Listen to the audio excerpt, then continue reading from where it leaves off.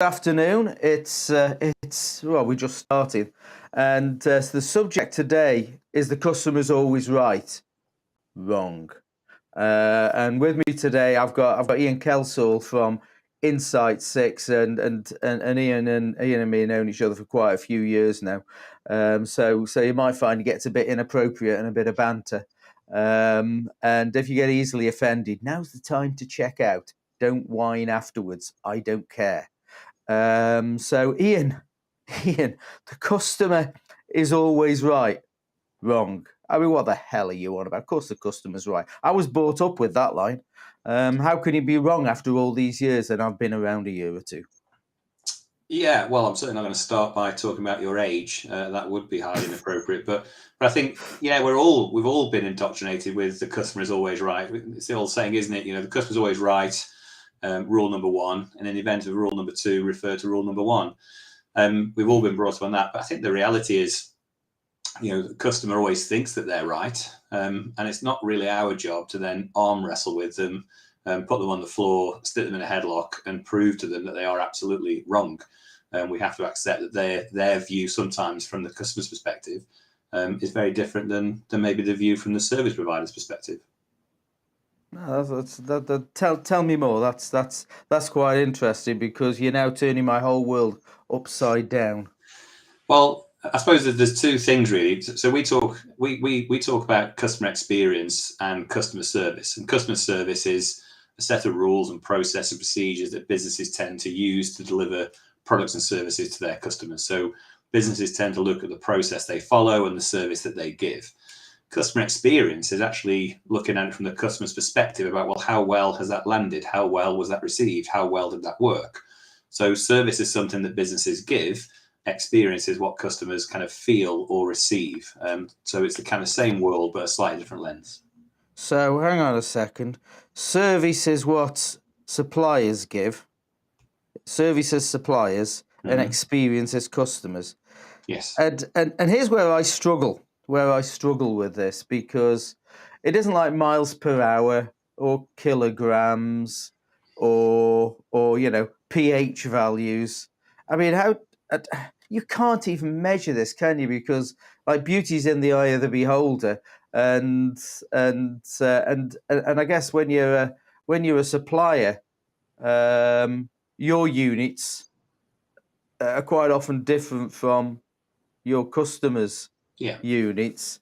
Yeah. I mean, how can you even relate them together? Because we are talking two different things. Because one is to give great service. It's a cost, and to get great experience, there's no money behind it. It's just how you feel. And if you're like me, cantankerous old git, I see different. Again, my idea of good service, if I go into a shop, is being left well alone and let me just go and buy stuff. Whereas other people, like the suppliers, is to crawl all over me and sell me stuff. Yeah. The units are broken. How does it work? Again, I think it's quite interesting, isn't it? So the starting place for somebody like yourself that wants to be left well alone when you're out there shopping for whatever you're shopping for, hairbrushes, shampoo, that sort of stuff. I guess that was wrong. People should be able to. The first point is they've got to care about your experience. So if you're clearly the kind of person that knows exactly what they want to get in a shop and get out, then there should be enough signals and enough interaction for somebody to realise actually we need to leave this guy alone. Similarly, if somebody needs lots of advice and help, there's enough signals usually with good service to signify that somebody needs a bit more help.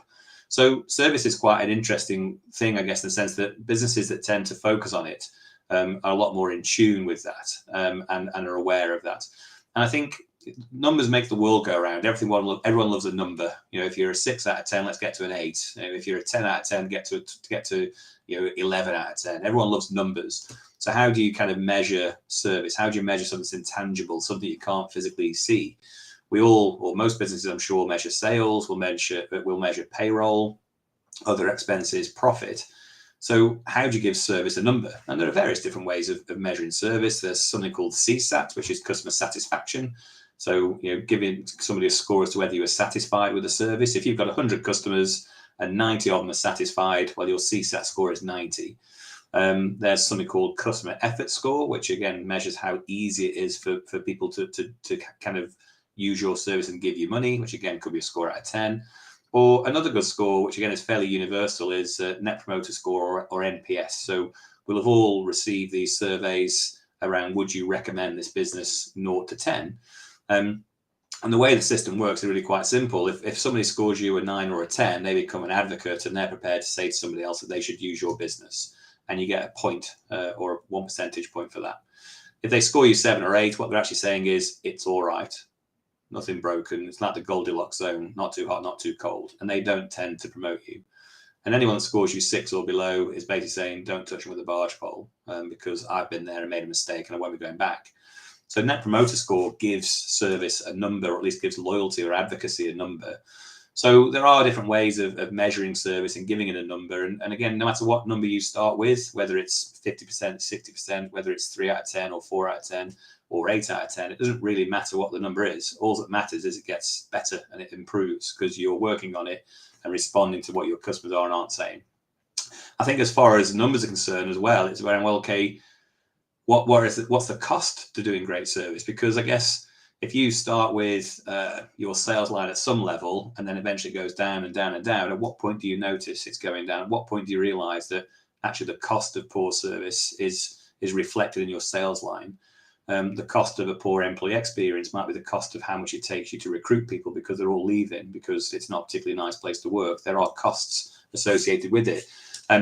I read an interesting article only a couple of days ago where the Institute of Customer Services estimate that as businesses race to the bottom in the current climate by trying to cut corners and take frills off and make things as cheap as possible, they estimate that the cost of handling complaints and satisfying customers who've had a bad experience is £9.3 billion. It's £9.3 billion a month to the UK economy. That's a lot. I can't even imagine what that number means to me. Well, here's something that might help you to scale that number. Apparently, that's the cost of running the NHS every month. So we could basically fund the NHS with the amount of money that businesses are spending on customer pacification or dealing with customer complaints. So it's a huge number. Customer pacification. I love that. I'm going to write that one down. It's and that's really good. And again, so I guess customer service, the beauty is in the eye of the beholder, right? But there's intellectual, technical service. There's emotional, how you feel. It can't be an easy thing to capture and have everything in between, I guess. How do you go about making sure, as a customer service expert, as a customer experience expert, I mean, you look under all stones. What sort of stones are you looking under? How do you do that? Yeah. So where we tend to start, particularly in bigger businesses, around employees. So we kind of, I guess, fairly confident that generally happy employees tend to deliver happy customers. So actually, we want to start to look at, well, what gets in the way of the employee delivering great service? Now, that could be a procedural thing. It could be an engagement thing. You know, if you're going to work every day and you haven't got a locker, or somebody steals your food out the fridge, or the stationery cupboard's always empty, the kettle doesn't boil quickly enough during your break, you know, whatever it may well be, there's an awful lot of things there that are going to irritate you. And if you're a little bit irritated, it's highly unlikely you're then going to go onto the sales floor, be that a physical sales floor or a virtual sales floor, or a customer-facing environment, and be at your best. So we would typically start with, well, what gets in the way of you being great at your job, excuse me, and delivering great service? And then we would want to say, okay, well, what's the current standard of service like? You know, what currently happens? And again, it's quite interesting. 80% of business owners reckon that their customers would score their business very highly as far as customer service is concerned. Only 8% of their customers agree. So there's a massive gap between a business owner's perception of their business and their customer's perception of their business. And that's really interesting. I know in sales, a survey was done by one of our much loved competitors in Sandler, measuring people who went into a building to meet their potential clients or prospects. And the measurement was that 84% of these people coming out said the salespeople coming out said they give better than average performance. And then when they checked it with the people that they were talking to, only 4% agreed. Yeah, and I think that raises an interesting question, right, isn't it? So when you talk to businesses about how good their service is, the actual answer is you don't get to decide. Your customers will decide how good your service is. I think it was the guy who invented Walmart, actually. He came with an interesting question, Sam. Well, he said, there's only one boss, and that's the customer, and they can fire everybody in the company just by taking their business elsewhere. So customers decide whether your service is good enough or not you. And that's great, isn't that? Sam Walton, that was. And there's a great book I read. That was the autobiography of Sam Walton. And yeah, so this is a comment from Danny. Danny's pretty good. He likes to contribute. He thinks CX is a bit like Maslow. There's some base requirements that need to just work before you can start to work on the higher order wow stuff. It doesn't matter if you have the most amazing after-sales service if the product service doesn't work or get delivered. Oh, hang on, I've just tried to read this because something's missing. Oh no, get delivered. That's it. So just contribute to that. What's yeah. Well, Danny makes a great point, because a lot of the businesses we talk to, they stop actually at the bit that Danny's talking about, which is, somebody wants a widget, we send them a widget and we're done, and that's great service. It isn't. It's kind of the entry point. It's the minimum standard for service. You've got to do what you said on the tin, effectively. And then people get a bit excited, a bit ahead of themselves, and they start to add bells and whistles to something that doesn't fundamentally work. So if you want to be quite technical about it, I guess satisfaction exists in the space between a customer expectation and the reality. So if your expectations are really, really high, and you think this is going to be brilliant and fantastic, and it's not, you'd like to be disappointed.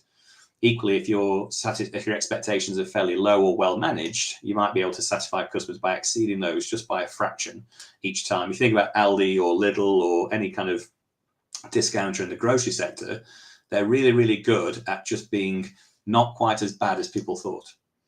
And if you kind of think about that statement, it doesn't mean they're bad at all. It's just that people expect to go into the discounter and not get all of their shopping, maybe not to understand the hieroglyphics on the meat aisle because that's written in Aldi speak. Certainly not to be able to stop their shopping flying past them at 1,000,000 miles an hour on the checkout, and don't even think about standing behind there to check your receipt because you haven't got time for that crap. So you just need to get out. So if it's slightly better than that, that was all right. And that's great. Matthew's got a comment here. My colleague Matthew, he always makes a good point. Great point, Ian. How would you recommend bridging the perception gap? I mean, I'm guessing no one actually talks to customers, do they? Yeah, really good point, Matthew. Talk is cheap. And actually, if you were to listen to what people are saying, then you wouldn't really have a perception or a reality gap, because the perception would become replaced with reality. So truth and statistics and all that. So listen to customers, watch what's going on. And we do lots of work, again, with businesses to try and get under the skin of what's truly happening in an operation. Most managers, or again, business owners, when they talk about the service that they give, it tends to be from a point of view of what they see and what they hear. Well, when the captain's on the deck, everyone stands a little bit straighter, right? And watches their P's and Q's. And then the minute he's kind of off deck, I guess everyone just slumps their shoulders and relaxes a little bit as well. So trying to find out the truth is really, really important, I guess. And sometimes, I was saying to Roy before we came on air, a lot of business owners think that this is Pandora's box. It's going to be super scary. And if we actually ask customers to tell us what they think, they're going to tell us all the things that's wrong with our business. Actually, the opposite is true. They tend to tell you all the things that they like about your business first, because there's a reason why they still trade with you, because you're doing something they like. So you then find out all the things that you do that customers love. And the beauty about that is you can carry on doing it. Because I guess the danger is if you don't quite know why customers choose you and what's working for them, the worst case scenario is you then stop doing it. So the single biggest reason why they came to you is now gone. So they go somewhere else. And this is. I mean, I remember you telling me a story. We were just a networking group together, and you came in with it was a cold day. I remember that you came in with some Russian type hat or whatever it is. Couldn't wear that nowadays, my friend. And you'd left it behind. I went and chased you down, and you told me a great story. Do you want to just share that, because that one blew me away? Yeah, I mean, we work with lots of businesses, but this particular example, a business had made some business decisions around what they were going to go and change, or what they thought they should go and change in their business. And we just started to work with them and said, well, before you change that exact thing in your business, why don't we just do a bit of research? Let's go and ask some customers, focus groups, surveys, you name it. So we did some research with their client base, and the thing that they were about to change was the single biggest thing that their clients loved. So, of course, when we present this back to the client, they're saying, well, we didn't realize how important that was. We were just about to scrap it. So, but this is the reason why a lot of your customers come to you. So you can't scrap it. You can't change it. So again, there's a risk that if you're not really in touch with what customers love about your business, then you might actually stop doing the stuff that works. By the same token, if you don't really know what's irritating them, you don't know what's irking them, and you don't know what eventually, if you don't fix, they will eventually leave and go somewhere else. Well, you can't fix that either. So I guess in the absence of to Matthew's point, making knee-jerk decisions on one or two people's comments is dangerous. Making decisions in a vacuum because there's an absence of really good data, and that's what feedback is. It's data. It's not a judgment. There's a chance you're going to get things wrong. So if you carry on doing the stuff that irritates people and you stop doing the stuff that they love, there's only one thing that's going to happen, and that's they're going to leave. There's another comment here, which I think just an old phrase, but definitely right. And I mean, one of the things that you talk about customer service, and it's a hot topic for me because I was. I'd like your opinion on this. I was yesterday. I went to an exhibition, and you know, you walk in over the threshold of this exhibition hall, and you're in absolutely no doubt those people are there to sell stuff, or eventually get stuff sold. And I walked around the exhibition and stopped. It was an engineering exhibition, and I'm an engineer. I got very excited about some of the stuff that was going on there. And I looked at the stuff, and I looked at the people on the stand. And actually, it struck me that, well, I did a little bit of a straw poll, by no means scientific. About 1 in 8 of the places I took interest in, somebody actually approached me and started talking to me about the stuff. Now, maybe I had that sort of resting bitch face on that scared people off.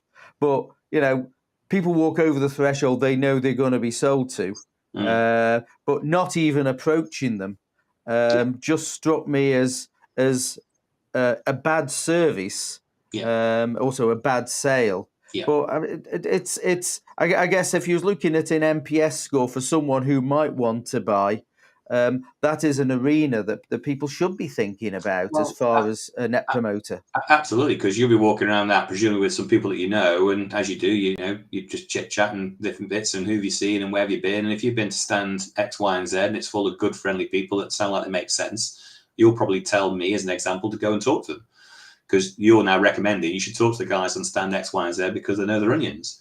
So I might go and talk to X, Y, and Z because somebody that I think's got some credibility says I should. By the same token, if I say, well, where have you been, Roy? You say, well, I've been to X, Y, and Z, but don't bother, they don't care. Well, I'll then go around telling everybody else not to bother going to X, Y, and Z because they don't care. Not because I've experienced it myself, but because somebody with credibility says don't go there because they don't care.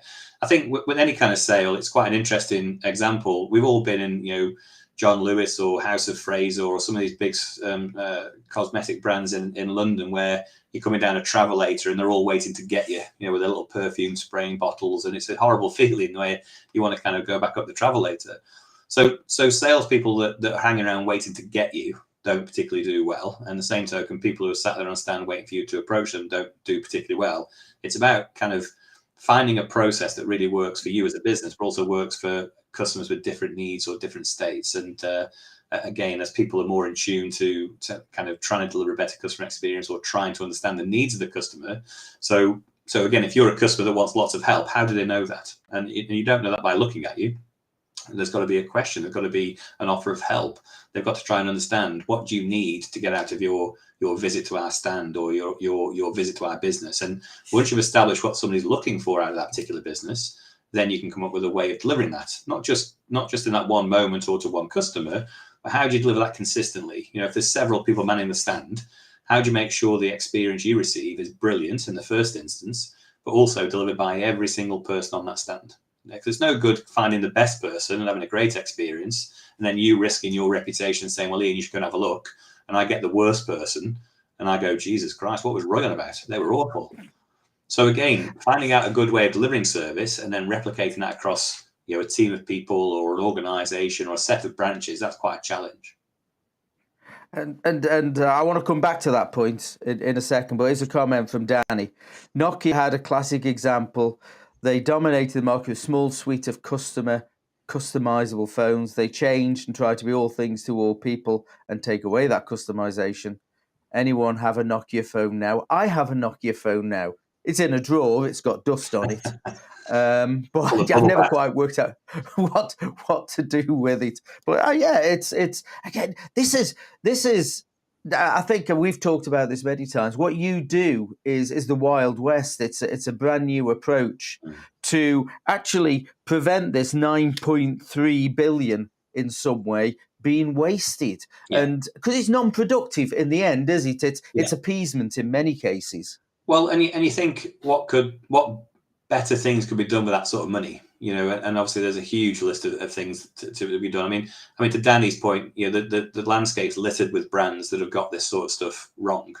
And one of the favorite clips that I'm sure we've all seen is Steve Jobs being challenged at one of the very early Apple conferences by a guy who was talking about the difference between Java and some other sort of computer script. And he takes a momentary pause and says, you know what, we have to start with the customer experience. We have to find out what people want, and then we go out and make it. What we can't do is come up with great tech and then just expect people to buy it. And obviously, Apple have dominated the mobile phone world along with other markets. But it's a really good example. Where are Nokia now? Where are Blockbuster gone? Where are some of the more famous brands that we would know about? And actually, if you think about it, even businesses that are still around that have had a wobble. And my background's supermarket, so they've all had wobbles at various stages. If you trace it back, 9 times out of 10, it's because they've lost their ability to truly think about what the customer wants. And they got so obsessed about what they want and what they need to do that they just took their eye off the ball. And again, the reason why Aldi and Lidl and all those kind of discounters got a foothold in the market was because people in the discounting part of the market weren't getting what they wanted from the big four. In the same way as people leave Nokia because actually there are alternatives there that are much better, because these brands tend to be more customer focused than Nokia were at the time.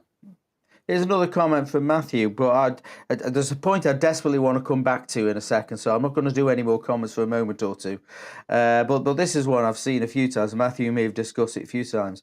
Salesforce states from a couple of years back, businesses that actively seek out constructive negative feedback and change their business on the back of it grow about 600% quicker than those who don't. Yeah. Now, that looks like to me, it looks like a big number. And again, if you say most businesses, how do you grow? If you take 6% growth just by listening to what customers say and then responding to how you can improve your business. So I've seen that before. I can't remember the exact number, but thank you for sharing, Matthew. And he's absolutely right. If you're listening to what customers are saying and you then involve that into the decision-making process, you're bound to end up with a better business. So what some businesses do, they don't get lots of feedback. They just trigger. So they get a compliment or two, and then they hang on to that like a piece of rotting flesh because it makes them all feel good and say, well, that's great. We've had a couple of guys who like what we do. They take criticism really quite badly. There was a LinkedIn article, I won't say who or what the business was, but there was a LinkedIn article posted a few weeks ago where they were getting serious amounts of negative reviews on one of the social media platforms. And basically the article was, well, they're all wrong. Well, they can't all be wrong. You have to have some level of listening to what they have to say. So yeah, listening to customers, listening to feedback, using that as a trigger to really improve your business, or at least challenge yourself to think, are we really delivering for our customers? It will make you a better business in the long run, absolutely. And then from that comes growth, because, Matthew's point, the competitive landscape is huge. Most people have got competitors. Very few people are selling anything unique. Although when you say to somebody, well, what's your unique selling point? They'll often say to you, well, it's because we're local. Well, so is every one of your other competitors. We're full of smart people. Well, they all say that. So what you end up with is lots of businesses sell the same stuff for the same price. So in a customer environment, when someone's trying to choose, turning left at the traffic light to come to you or turning right to go to your competitors, how do they make the choice when everyone's selling the same stuff for the same money? And it has to be those little bits of edges and bells and whistles that just make somebody feel a little bit more like special. They feel like you care just that little bit more, because you can't really differentiate based on function, and you certainly shouldn't be differentiating on price. No, and that's and I guess the Sam Walton book that I read, he said very much the same thing. You know, people have a choice, and it is getting them turned left towards you rather than right to the other. Here's something from Danny again. Kodak literally helped Instagram. They didn't see them as a threat. They couldn't imagine the future customer needs. And I did projects at Ilford in Knutsford. And I used to fly over and go, oh, there's Ilford. I think they just park trucks there now. I don't even know what they do there when I fly over the top. Yeah. So thank you for that, Dan. You've got a comment here on Rob, and I desperately want to get to the point before we go. I like good design and good service. Oh, yeah, both of them together. Yeah, that's good. For me, this applies to any service and or products. If companies get these two elements right, I'm in. Great point, Rob. Yeah, me too. Me too. Absolutely. I want to come back quickly to a line that you said early on, because and I think there's another session on this, and it says what gets in the way of staff giving good service, and we talk in Sandler. We talk about, where did the car wreck? Did it wreck when it hit the tree, or did it wreck half a mile before when they decided not to slow down for the turn right sign? So I mean, it's okay just waiting for customers and getting some feedback from customers, but you can't do this with staff, though, right? Well, it starts with staff. I mean, most of the time we can innovate our way out of some problems, and we can automate and we can tech, and I'm sure there's lots of AI options that make workforces more productive and take cost out of the business. But most experiences are driven by person on person exchange. It's usually what drives most experiences. So therefore, you have to have the right culture, you have to have the right leadership, you have to have the right recruitment strategies, you have to train people. And again, I'm not just saying this because you obviously are involved in training, as am I, but the amount of businesses that we go into where the single point of failure is a team or a person or a process that's not being followed. And the most natural question in the world is, so when you looked back at their training, what training did you provide? And the answer is none. So again, we've got a whole swathe of people who've never been taught how to give great service. They've never been taught how to listen to a customer's needs. They've never been taught how to pacify a customer that's complaining. So again, I think investing time in giving people the tools to do the job shouldn't be understated. That's a huge commonality in lots of businesses to get these things wrong. So you mentioned 9.3 billion. When we look at customer, I mean, if we sort of equate that to a company, would that equate to a percentage of a cost? I mean, I know it's going to be wide. It's going to be wildly different for every organization. But what would that be? Like 1% of a company, 2%? Again, I wouldn't like to guess, but I think it's quite interesting. If you said to most businesses, well, how much does poor service cost you? They probably wouldn't know, but they know how much it costs for fuel increases or energy increases that we can see in the papers and in the press quite a lot right now. So it's difficult for people to get their head around. And of course, back to your car crash analogy, one person that spends £50 a month in your restaurant might stop coming because they've had a bad meal or they've had bad service. What you can't really measure is how many people they tell about that to not come either. So I guess when service, if you're a business that's waiting for complaints to say to you, you've got a bad business or there's a problem, or you're waiting for some of your customers to disappear, the challenge is that's quite a slippery slope. And the key is to stop it happening before it starts. And that is about, okay, how do we make sure we consistently deliver good service? How do we put some sort of measure or feedback into it? And if you actually speak to your teams, back to your point around can't talk to colleagues, right? They'll tell you what the problems are. They're far closer to it than you are, as usually as business owners or leaders. So they'll tell you the bits that get in the way. They'll tell you why Mr. Smith stopped coming or Mr. Jones no longer spends X amount of money.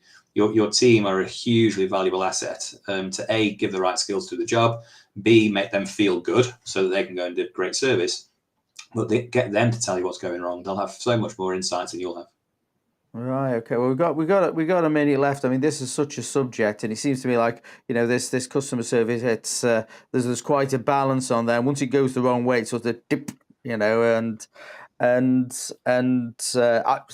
can't even profess to understand it from what you've said. How can people contact you? Because it sounds to me like there's at least a conversation for every organisation that watches this to actually have a chat with you and get an insight in what this means to their business. How can they contact you? Yeah, I think the first instance, if they look at this recording and say, do you know what, that was really interesting listening to Ian and Roy and listening to some of the comments that we had. Actually, customer service is really important to the future success of my business, and I don't really have a handle on whether we're delivering or not. And I'm concerned that if we did start to lose customers, then we struggle financially.